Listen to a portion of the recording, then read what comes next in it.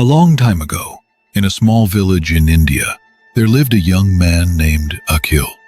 He came from an ordinary farming family. His family was neither very rich nor very poor. Akil didn't have fancy clothes, and his pockets were never full of money. Every day, Akil would watch the rich people of his village and think to himself, "I have nothing. No money, no happiness. Why am I always left behind?" Even when his friends earned money or did something good, Akil felt bad about himself. Slowly, a deep sadness began to grow in his heart.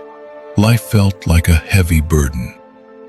Every day, Akil helped his father in the fields, but inside he constantly wondered, what is the point of my life? Why do some people live happily while I am always sad? His nights were spent in tears and his days were filled with gloom.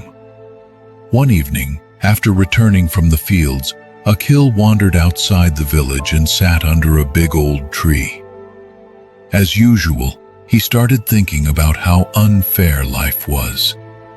Nearby, an old grandmother was sitting. Her clothes were torn and dirty, her face full of wrinkles, but her eyes sparkled with a strange, gentle light. When she saw Akil, she smiled warmly and asked, "Why do you look so sad, child? Your face, it seems like you carry all the sorrow of the world." Akil was startled. "Grandmother," he said, "I have nothing. No money, no friends, no happiness. Tell me, how can anyone be happy in a life like this?"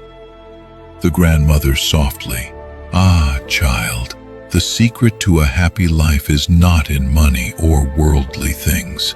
If you want to learn the secret, follow my instructions exactly for 3 days. After that, come back and tell me what you have learned." Akil thought for a moment and nodded. "All right, I will try."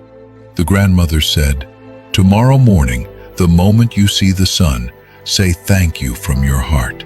Then, hug your parents tightly." The next day, Akil followed her instructions. As the first rays of the sun touched the fields, he folded his hands and whispered, "Thank you for giving me this new day." Then he ran to his parents and hugged them tightly.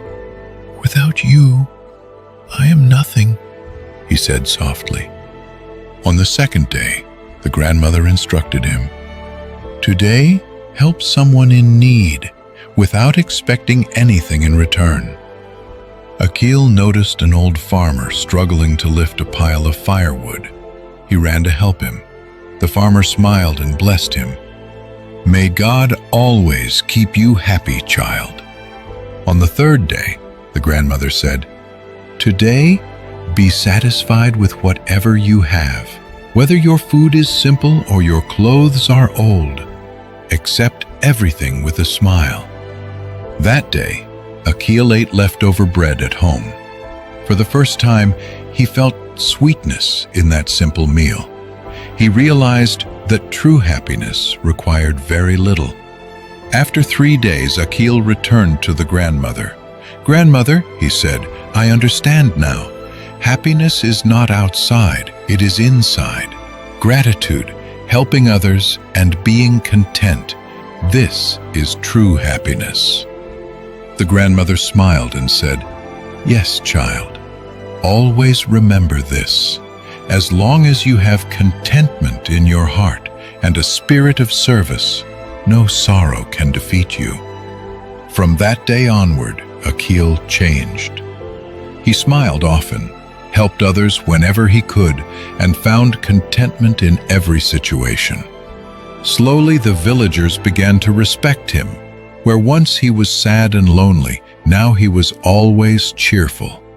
The secret of happiness, he learned, is not in wealth or possessions. True happiness lies in gratitude, service, and contentment. Many people spend their lives chasing wealth, comfort, or recognition, thinking that happiness lies in what they can possess or achieve. But true joy is not found in external things. It is born inside the heart. Happiness grows when we learn to be grateful for each new day, to cherish our loved ones, and to serve others without expecting anything in return. It is strengthened by contentment, even in life's simplest moments, and by seeing value in what we already have.